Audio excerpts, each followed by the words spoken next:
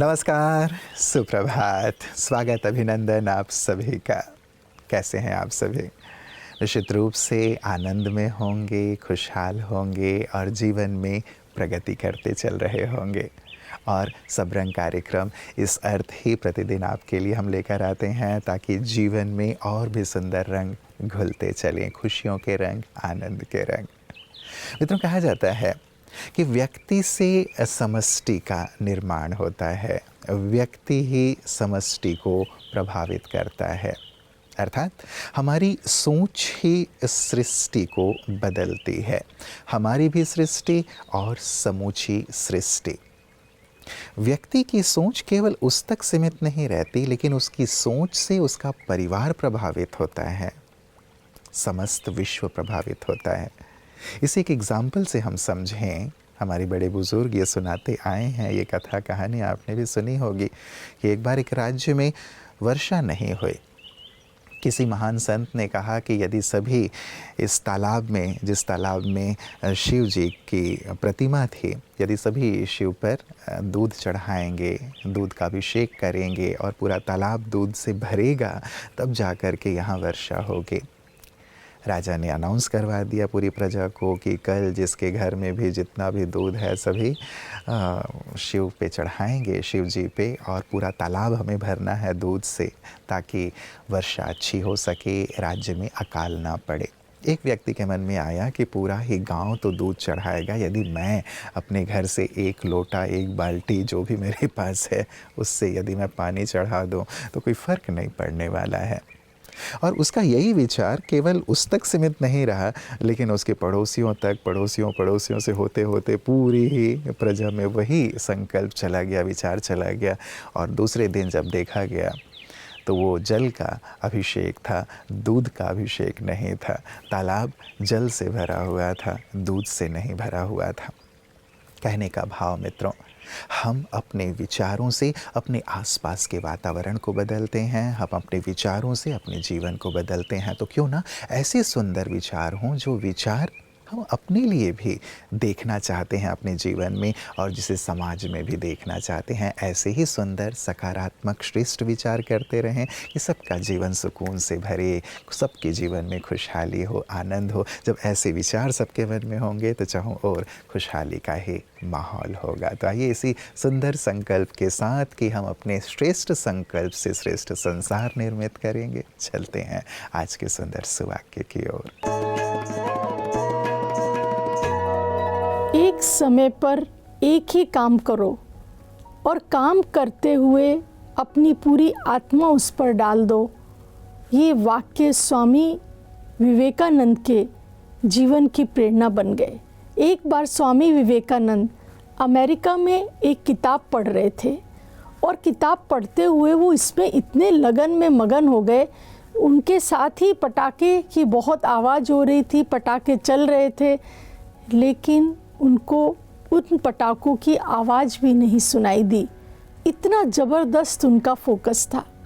इसीलिए आज भी हमें अगर आवश्यकता है अपने जीवन में, जब भी हम कोई कार्य करते हैं तो पूरा कंसंट्रेशन के साथ करें, लगन के साथ करें और अपनी आत्मा पूरी ही उसमें डाल दें, तो हम अपने पूरे कार्य में सफल हो जाएंगे। तो आइए आज से जो भी हम कार्य करें फोकस के साथ करें, कंसंट्रेशन के साथ करें और लगन के साथ करें। ओम शांति। मित्रों, आज 11 जुलाई विश्व जनसंख्या दिवस है।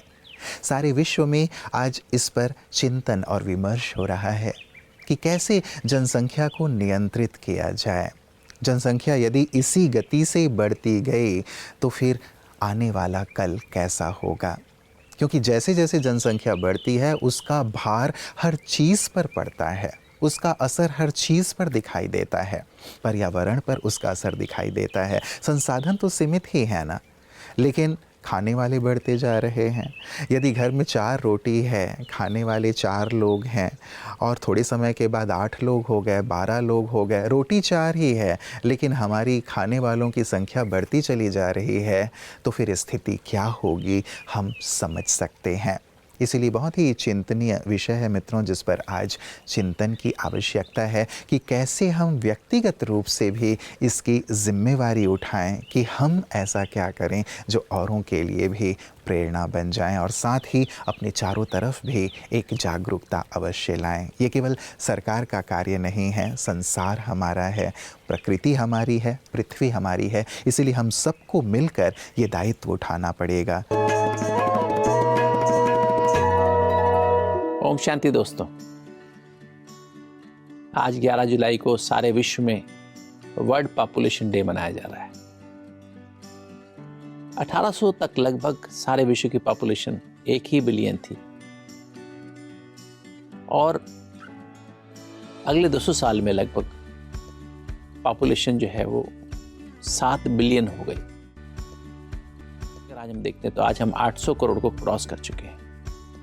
जब हम 8 बिलियन पॉपुलेशन की बात करते हैं तो हमें 8 बिलियन अपॉर्चुनिटीज़ भी देना चाहिए ना उन लोगों के लिए। उनके लिए हेल्थ की फैसिलिटीज़ हों, एक समानता का व्यवहार हम कर सकें, उनको घर हो रहने को, उनको क्लीननेस हो, क्लाइमेट ठीक हो, डिस्क्रिमिनेशन ना हो, तो सब बातें हमें देखनी है। मैटरनल मोर्टेलिटी रेट कम होता जा रहा है, इन्फेंट मोर्टेलिटी कम हुआ है,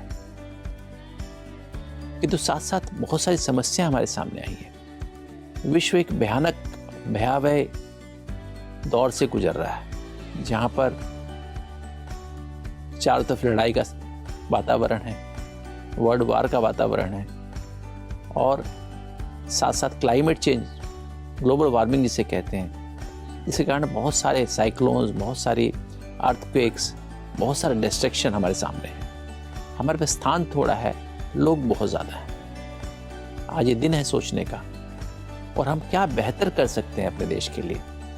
इसमें खाली राजनीतिज्ञ नहीं, हम सभी को, जितने भी प्रोफेशंस हैं, उन सबको सोचने की आवश्यकता है कि हम एक अपने देश की पॉपुलेशन को कंट्रोल कैसे करें और उसमें सबको बेहतर सुविधाएं कैसे प्रदान करें। तो दोस्तों, आज सोचिएगा, हो सके तो अपने दोस्तों के बीच सेमिनार, अपने कॉलेज में, अपने हॉस्पिटल्स में इस बात पर चिंतन करें कि कैसे हम अपने विश्व को एक बेहतर विश्व बनाएं, बेहतर भारत बनाएं। ओम शांति। आज की परिस्थितियां भी मित्रों ऐसी ही हैं कि व्यक्ति बहुत ज़्यादा निराश हो जाता है चारों तरफ देख कर के कि लोग कुछ नहीं कर रहे हैं, सरकार कुछ नहीं कर रही है, अब संसार का कुछ नहीं हो सकता। नहीं, ऐसे में क्या मैं ये दायित्व नहीं उठा सकता? मैं ये जागृति लाने की पहल नहीं कर सकता? एक छोटा सा प्रयास भी बहुत बड़ा प्रभाव बन जाता है। इसीलिए आज एक ऐसी शुरुआत हम अपनी तरफ से अवश्य करें मित्रों। श्रीमद् भगवद गीता मनुष्यात्मा को सनातन संस्कृति के कर्म योग से जोड़ती है। सदियों से जो मनुष्यात्मा अभिमान के वश होकर कर्म करते आया, देह भाव में स्थित होकर कर्म करते आया, जिसके फलस्वरूप वो बंधनों में फंसता गया, जितना बंधन मुक्त होना चाहा उतना दलदल में गिरता गया। इसलिए श्रीमद् भगवद गीता मनुष्यात्मा को सनातन कर्म योग के परिचय कराती है कि एवं ज्ञात्वा कृतम कर्म पूर्वैरपि मुमुक्षुभिः, अनादिकाल से, कई सदियों से मनुष्यात्मा कर्म योग करते, अर्थात कर्म में आसक्ति न रखकर, उपराम रहकर, करावनहार परमात्मा की स्मृति में कर्म करने की जो कला है, जिसको ही कर्म कुशलता कहा गया है, ऐसी कर्म कुशलता के साथ कर्म करने से मनुष्यात्मा बंधनों में फंसता नहीं है। परमात्मा की स्मृति से कर्म करने से एक तो पूर्व बंधन भी कट जाते हैं और वर्तमान में श्रेष्ठ कर्म का फल जमा होता जाता है, जिससे वो बंधन मुक्त स्थिति में रहकर जीवन का पूर्णानंद अनुभव कर सकता है।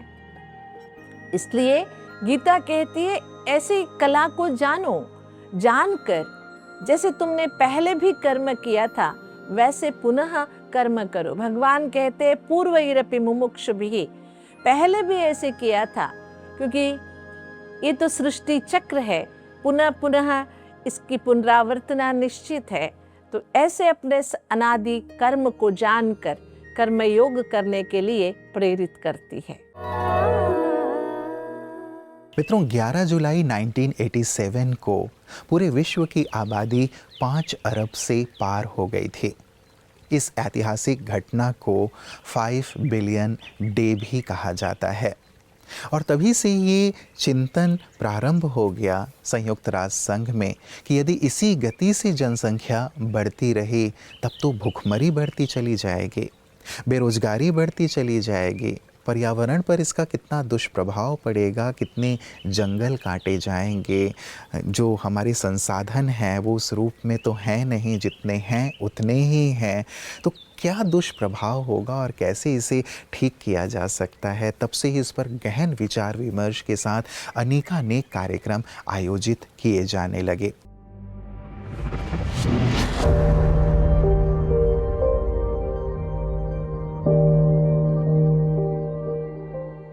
इस विश्व जनसंख्या दिवस पर एक सवाल हम सभी के सामने है। कैसे सशक्त करें हम अपने युवाओं को ताकि वे बना सके अपने पसंद का परिवार, एक न्यायपूर्ण और आशावान दुनिया में। इस सवाल की गहराई में छिपा है एक सरल सत्य। सच्चा सशक्तिकरण भीतर से आता है। युवाओं को सशक्त करना केवल शिक्षा और सेवाओं तक सीमित नहीं है, बल्कि उन्हें नैतिक मूल्यों, आध्यात्मिक समझ और आत्मनिर्णय की शक्ति देना भी जरूरी है। परिवार केवल एक सामाजिक संस्था नहीं, वो एक पवित्र स्थल है जहां प्रेम, सम्मान और सहयोग बसता है। आध्यात्मिक रूप से सशक्त युवा कभी भी परिवार दबाव से नहीं बनाएगा, बल्कि शांति और समझदारी से चुनेगा। एक ऐसा संसार जहां युवा अपने मन से कह सके, मैंने अपने जीवन में उद्देश्य को चुना, न कि दबाव को। मैंने मूल्यों को चुना, बाहरी दिखावे को नहीं। मैंने ऐसा परिवार चुना जो आत्मा को ऊंचा उठाता है। इस जनसंख्या दिवस पर चलिए युवाओं को केवल बाहरी संसाधन नहीं, भीतरी शक्ति भी दे। उन्हें ये स्मरण कराएं, तुम आत्मा हो, शक्तिशाली हो, तुम्हारे पास चुनाव करने की स्वतंत्रता है। युवा सशक्तिकरण, मूल्यनिष्ठ परिवार, आशा से भरी दुनिया।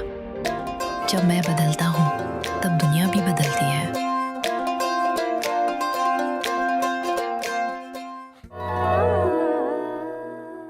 आज के दिवस पर मित्रों, न केवल बाहरी तौर पर जो कार्यक्रम हो रहे हैं उनकी बात, लेकिन अंतर मन में खंगालते हुए हम अध्यात्म जो हमें एक सुंदर सी सीख देता है, सुंदर सा एक निदान देता है संयम का, ब्रह्मचर्य का, उस पर भी हम अवश्य विचार करें और इसी भी एक जन जागरूकता के तौर पर सबके सम्मुख रखें, ताकि हम सभी अपनी इस प्यारी धरती को सुखमय धरती बना सकें और जनसंख्या विस्फोट के इस बहुत ही भयंकर त्रासदी से मैं कहूँ, समस्या से मैं कहूँ, उससे अपनी इस धरा को मुक्त कर सकें। गहन विचार कीजिएगा मित्रों, क्योंकि आज गहराई से चिंतन का दिवस है। नमस्कार, ओम शांति।